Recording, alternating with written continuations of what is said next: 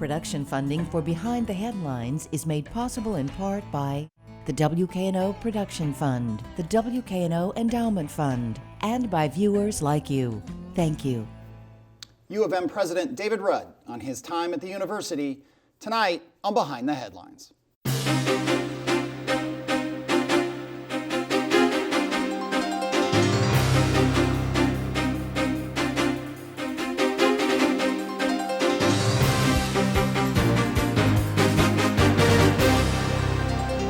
I'm Eric Barnes with the Daily Memphian. Thanks for joining us. I am joined tonight by U of M President David Rudd. Thanks for being here again. Yeah, good to be with you. Along with Bill Dries, reporter with the Daily Memphian. So you have been president for coming up on, 8 years now? Yeah, about 8 years, correct. You are moving on, though we'll talk a bit, you're staying around, but moving on from the president's role. You spent a year as provost, so 9 years at the U of M. And I want to talk, there may be some current event stuff that we should talk about, but I did want to spend a bunch of time looking back on U of M and the changes, challenges. You talked about, you told me just a minute ago before we started that you're in the middle of writing a book, Perpetual Crisis. Perpetual Crisis, yeah. Which captures it, yes. Which captures it, which you said there were some 68 crises that you dealt with. We won't talk about every single one. I wanted to start, though, on the positive in the sense of, is there one accomplishment? There's been so much change at the U of M. I mean, so much. And the world has changed, and Memphis has changed, and higher ed, we'll talk about, has changed so much and continues to change. But do you look at one or a set of accomplishments that really you are most proud of? Yeah, it probably not what other people would recognize. And I would argue, arguably the most critical thing for the university, for the community, and for the future of the University of Memphis.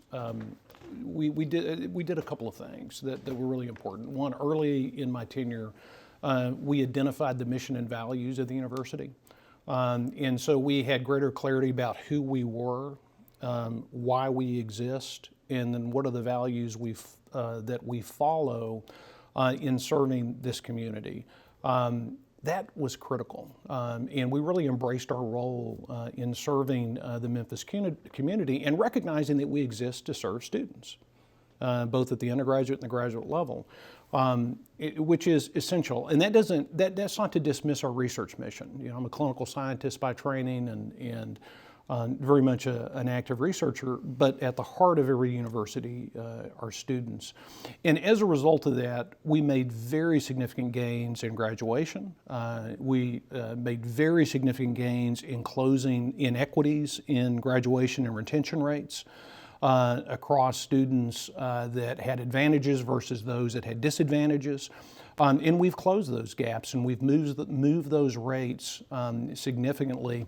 And then we did all of that within a frame of affordability in terms of recapturing an affordable environment that provides access to students so they can be successful. I would tell you that's at the foundation of everything that we've done over the course of the past 8 years. One of the things that you've been nice enough to be on the show many times over the years and talk about all kinds of things. And we rarely about sports, which is always funny. Yeah. I always have it on my list, and we rarely get there, which is a nice. big chunk of those crises. Which I bet it is of the 68. I would like to know what the percentage is. But I remember one of the earliest changes I think you made, if my memory is right, it was that you changed the definition in a couple steps of what in-state, out-of-state. I think the first step was broadening what in-state would be a 250-mile radius instead of the state borders, because of the very obvious reality that Memphis is in the center of multiple states. Yes. We are sort of the capital, people say we're the capital of the Delta, we all these people, and that immediately changed the dynamics of who you were bringing in. And am I right that eventually you just got rid of out-of-state tuition because you said, why are we doing this? We want the best students, and we're gonna do this differently than other people. Yeah, absolutely. And a part of, at the heart of that is kind of a relatively archaic perspective that legislatures, not just in Tennessee, but nationally have used. Which college mentality and all that kind of stuff. Yeah, that we're providing state funding. You ought to have advantages if you are an in-state student. So we dramatically reduced those costs. Like you said, we started with that 5-state region. Then we expanded nationally, and we reduced out-of-state tuition rates about 30% in contrast to previous years. To give you an example of that, certainly the pandemic has been difficult for everyone. In-state enrollment contracted 2.4% last year at the University of Memphis. Yeah. And across the state of Tennessee, it was 3.5%, so we actually did better than most. Out-of-state growth at the University of Memphis last year was 14% positive. So it's growing as a national university. If you look at the actual, they're called heat maps of activity for applications, admissions, and enrollment, you can see the movement from a regional university to very much a national university that is in every state in the union now. And globally has remarkable reach. Our U of M Global campus is the fastest growing arm of the University of Memphis. And U of M Global now accounts for 16% of all enrollment at the university. But bring it, Bill. Talk to me a little bit, Dr. Rudd, about the impact of these last 2 years and the pandemic, specifically on the university. Obviously, there are a lot of goals that were there at the outset of the pandemic. What did the pandemic do to those plans and to those goals? Well, I will tell you, in terms of our effort around capital improvement, the building and growing infrastructure for the campus, none of that slowed down. So we actually got our STEM building, the new science building, funded. They'll actually break ground on that this coming year. This session, we're going to get a $50 million endowment for our Carnegie One effort. We're going to get 2 additional renovations funded for the Fogelman College of Business. And Carnegie One, I'm sorry to interrupt you, but for people not as close to it. Carnegie One is a national research university classification system. There are 146 universities that are at the top tier. That's both public and private. And the University of Memphis achieved that this past December when they did the new rankings. And so the pandemic slowed that effort on terms of student growth out of state. But as I just mentioned, this last year, the largest portion of the growth we had was out of state. Grew our electronic delivery a little bit more. But ultimately, what was critical for us is we had about a little bit under 2,000 students that were at risk to drop out. And given federal dollars and reallocation of internal dollars, we were able to keep enrolled at the University of Memphis about 1,600 students that we probably would have lost. That's at the heart of the mission of the university. That's why we're here. That's how we serve this community. That was a remarkably positive outcome in a very difficult time. Mm-hmm. As to the title of your book, Perpetual Crisis, how many of those crises actually dealt with academics, and how many of those were outside of what people become university presidents for? Oh, I don't think any of them dealt with academics. I mean that very genuinely. I don't think a single one of them dealt with academics. I mean, if you look at the definition of academia, I don't think a single one of them. I'm just trying to look at a round figure in my head real quick. Probably a full 40% were athletics, and the other were social issues that impact our campus, that ripple into the campus from the local community, nationally and globally, that become political issues on campus. I kind of suspected that, but it does really illuminate that for the status as a research university, for all of those goals, for managing to retain about 1,600 students who probably would have been in the wind and not going. That's never even been covered in the press. So it wouldn't rise to the issue of being a crisis. Was a critical crisis for the university, but nobody knows about it. There's been one of the changes I think is most striking. We've talked about before has been the increase of, I don't know how to describe it, but more of a residential campus, right? Absolutely. More buildings, more students on campus, more private housing right around campus, the transformation of neighborhoods in part through the community development in partnership with, I think, the Community Development Corporation, the University District Community Development. The landscape changes, right? I mean, along Highland Row and development there and all that. Was that a part of the original plan? I mean, to say, hey, we don't want to be as much of a commuter college. We want to have this residential experience that we didn't have enough of. We have to be that to achieve at the level the university needs to achieve. It has to be more of a residential university, needs to be tied to those neighborhoods, needs to be tied to the community. That kind of development is essential for that level of success, that kind of visibility, and to provide that kind of a quality experience for students so you can attract those students, those faculty, those staff, and then keep them. That is a part of the effort where we built our school system. We have literally built an entire school system. We just opened the Porterleaf U of M facility, the early child facility that's in partnership with Porterleaf.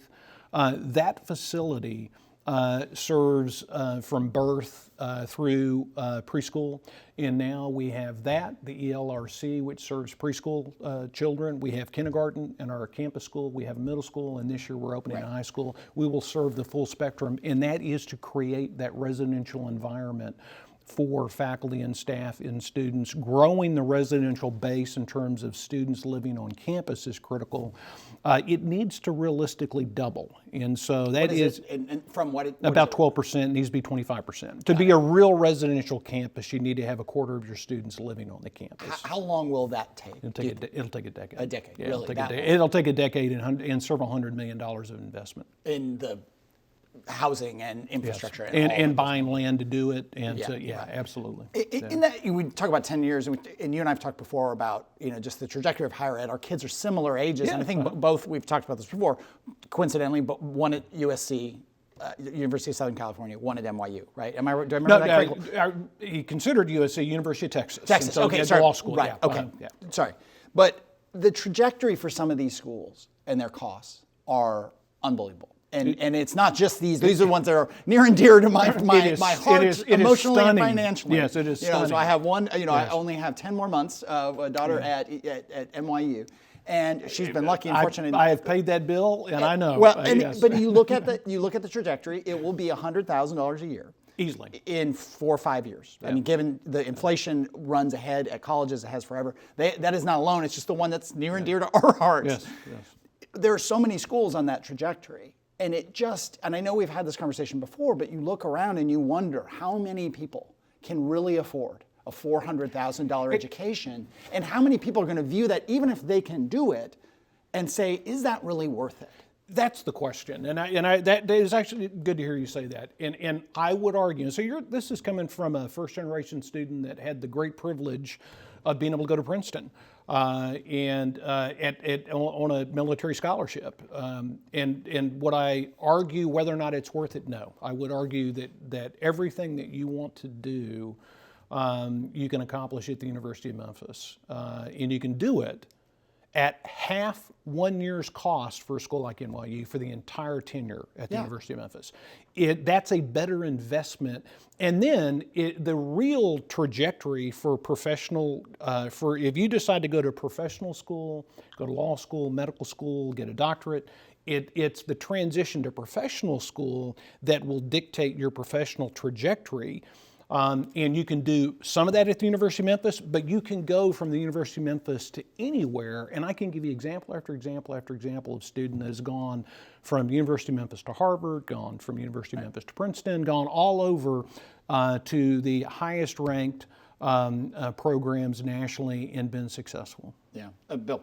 So has that changed the nature of the student who sets out and says, I'm going to go to this school for 4 years? Are you seeing fewer of those, and are you seeing more students who 1 year here, oh, okay, I can get that here and make that transition? We're seeing more students that come to us, and this is the great thing. Another reason we built the high school on campus is it's a full dual enrollment high school. You can finish a year of college while you're in high school. So you can go through our educational system, finish a year of college, and then do 3 years at the University of Memphis, complete an undergraduate degree.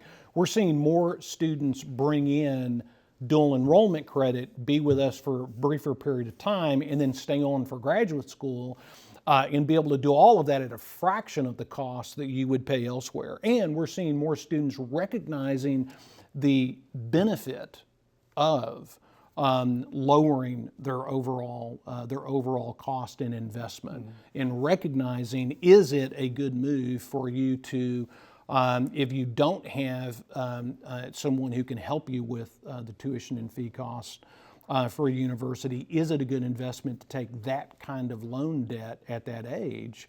And I think the argument is becoming more and more clear that in some cases it is not. It seems as if it wasn't that long ago, though, that we were discussing probably around this table that historically it was taking college students longer to get their degree. So this is a relatively recent It is, phenomenon. and you're going to see, as over the course of the last 4 years, our graduation rates have moved consistently and sustained above 50%. This last year was our most successful year in our history in terms of graduation. And a part of that is we've changed systems that reach to students individually in terms of advising and graduation tracking. And we've implemented technology that facilitates that as well, and help students understand and recognize the financial impact and decisions they make. And then we start that process in orientation. So every single student that comes through orientation gets financial advising at the very beginning of their journey, so they recognize what these investments and costs are. So the clock is ticking. The clock is ticking, and the longer it ticks, the more it costs you.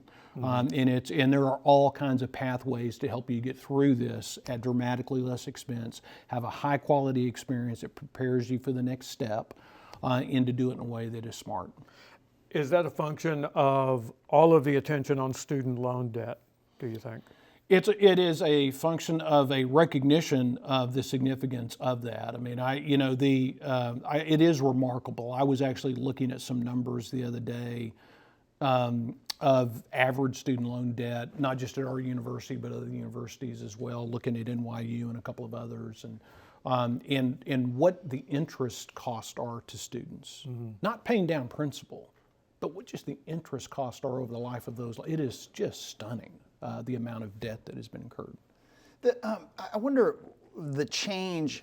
I've seen it among my peers. I mean, when I went to college a long time ago, my parents put me on a plane with a bag, and we shipped some boxes, and I got there, and I called them, and I told them I got here, and then I talked to them once a week, maybe from the hall phone, right? I talked to them once a month. Yeah, I mean, they came to college twice, and they certainly never had contact with faculty, with scheduling. It was all just me. I was on my own. That was a great experience. I made lots of mistakes, and I did certain things really well. That's not so much the case anymore with a lot of parents. I am really struck by peers of mine, I shall not name names, friends and peers who are so deeply involved in their kids' lives and academic experience. Have you, even over your last 8 years, I mean, just I know colleges have had to staff for this to communicate with parents who are deeply involved in class schedules, all kinds of things. Yeah, it is interesting. One of the things I would argue that I think was important about my time at the university has been that I've been accessible. It's a good thing and a bad thing to be accessible. I believe in it because it's a value, so I've made myself accessible. And the reason I've done it is because it helps reveal where the problems are when you're accessible, because you hear from people that are having interactions at levels that are at the entry level at the university and the day-to-day level at the university, so you know what the problems are. And I can tell you that we have gotten dramatically better at dealing with those things because I've been made aware of them, and I get dramatically fewer complaints. But I will tell you, I hear most frequently from parents, not from students, but from parents. And I would argue a big part of that is the cost of this endeavor, that parents are so heavily invested that they want to make sure that they are getting some return on that investment. And that when higher education elevates the cost so dramatically, I would argue that as a parent, you have a right to do that. I would encourage people to do that. Recognize, though, that many of those issues need to be dealt with by the student, that they're grown adults. It's hard to accept that sometimes, but they should argue those cases. Yeah. Dr. Rudd, let's talk about sports. Yeah, absolutely. Does sports have an outsized role no question in colleges and universities? No question about it. I mean, it's not even debatable. My goodness, what did college athletics generate? 16 billion last year nationally? There's just absolutely no question that it has an oversized role. It's the most visible aspect of university function. And as a result of that, one of the things that we did and we decided 9 years ago to do was to leverage the visibility of athletics to move the academics of the university along with it. That universities don't move in pieces. They move as an entity.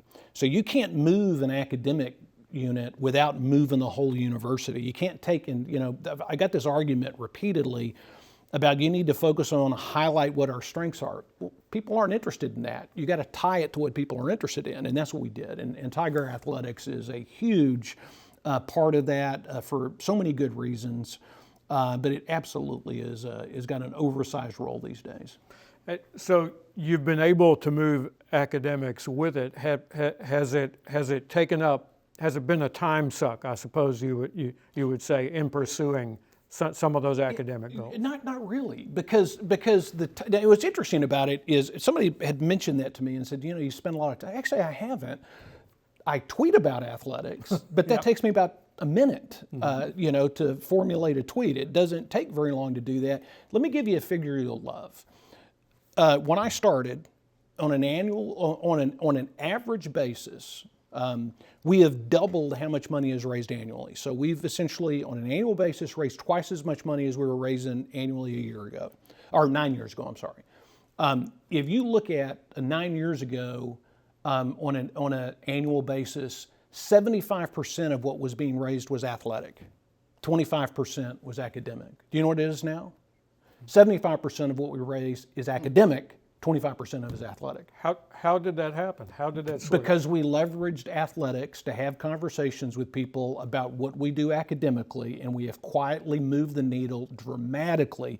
One of the largest donors at the University of Memphis, who has no ties, I won't name the donor, has no ties to the university whatsoever, is not an alum, has never really spent any time at the university.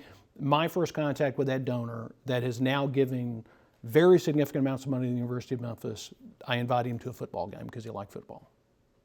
Has given the vast majority of his donations to academics. And it has worked wonderfully for us to move the needle. And I would argue that is at the foundation of how we've achieved Carnegie One status, is we've raised more money, and the vast majority of that money has been in academics.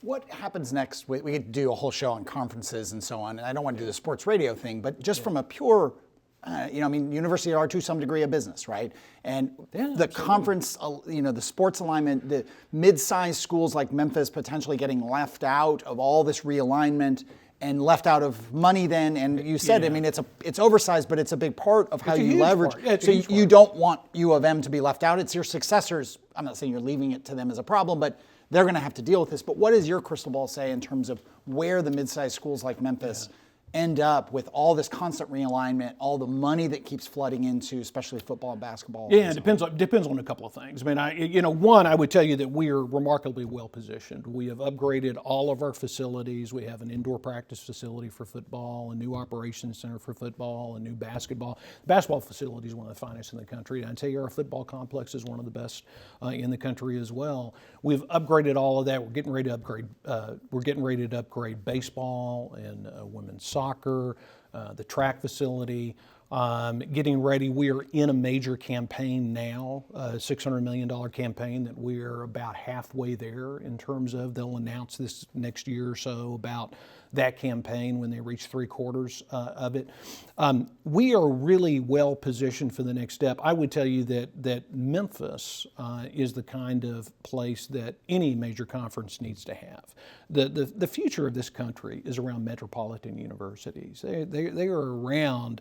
They are around major cities, and Memphis needs to and should be, and we perform at that level and should be a part of that. The only thing left to do is around the facility for a football, whether we dramatically upgrade the stadium, build a new stadium, and you'll be hearing more about that in the coming weeks. You almost broke news there with the new stadium. What? That question will be answered about what we're going to do around that, and we're going to do a major investment. This community, this university, will be investing significantly to make sure that we are well positioned and competitive for a major conference. Just a minute left, Eric. And the state funding, of course, I think has been the major part of the question here. If the Liberty Bowl is replaced, does the state chip in, as it has in other universities? Yeah, I think the state needs to. I think there was a great article in the Memphis Business Journal about our Carnegie One achievement, and it had some data and some graphs. I'd encourage everybody to read it. Those graphic examples of funding differentials between us and the other public Carnegie One University in the state are profound. During our period of greatest success over the last 9 years, and I'm talking about every metric you can use academically or otherwise, across the board, we've never been more successful in outcomes around everything. That gap between us and the other public Carnegie One University grew significantly. They received additional funds of $124 million. We received additional funds of $48 million. It grew by 250%. Yeah. I will say quickly, I wanted to thank you. I don't normally do this, but you have been accessible. You've been on the show every time we've asked, and we appreciate that. You have supported the Institute for Public Service Journalism, which is partnered with Daily Memphian, launched around the time we did, and has done some great journalism. I appreciate that. And WUMR, the Memphis radio station, which we are partnered in, is a great music station in Memphis. So just a note of personal and professional thanks that you were involved. You were very involved in the little things that I have done with the University of Memphis. You very much helped. Well, I appreciate that. So, I believe in transparency for good or bad. So. Okay. All right. Well, thank you. Thank you for joining us. Do join us again next week. If you missed any, you can get it at WKNO.org, or you can download the podcast of the show wherever you get your podcasts. Thanks.